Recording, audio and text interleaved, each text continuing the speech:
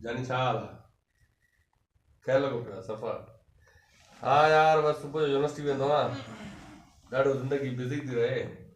हिन महिल बि 2 थी विया आहिनि, 3-4 कलाक थी विया तोसां ॻाल्हायां थो। सुभाणे भला ॻाल्हाईंदोमांइ। ठीकु आहे, ओके जानी, सुम्ही पओ, ख़ुदा हाफ़िज़।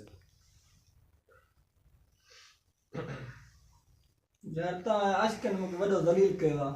छो साईं, छा थियो? सुकून निंड कोन्हा करण जो। ख़ैर त आहे? यार राति जा 2 थिया आहिनि त तव्हांजी WhatsApp लॻी पई आहे, WhatsApp लॻी पई आहे फ़ोननि ते। यार सॉरी बस करो। सॉरी बसि यार, मां त वरी शाइरी थो ॿुधायां आशिक़नि ते। जाई सॼी राति जेके मोबाइलनि ते ॻाल्हाईंदा आहिनि त मां शाइरी थो ॿुधायां। वारो को यार, ॿुधाए त सही। हा बसि यार, तव्हां ते 2 टे लफ़्ज़ लिखिया आहिनि। महिरबानी तव्हांजी सर।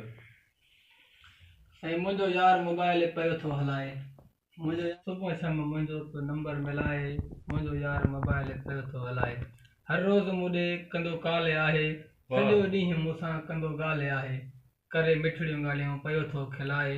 सुबुह शाम मुंहिंजो नंबर मिलाए, मुंहिंजो यार मोबाइल पियो थो हलाए।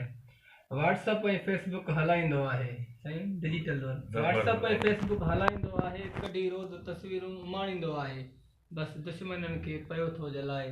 सुबुह शाम मुंहिंजो नंबर मिलाए, मुंहिंजो यार मोबाइल पियो थो हलाए। न हूंदो सुमरे खे अदा वेटे आहे।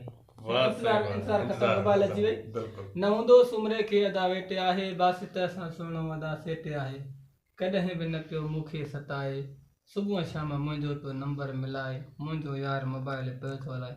अब आई आहे तव्हां सां आशिक़नि जा पैगाम। अच्छा साईं, ज़बरदस्त साईं, वॾी महिरबानी तव्हांजी। बसि भाउ, वॾी महिरबानी, पर कुर्ब कंदा।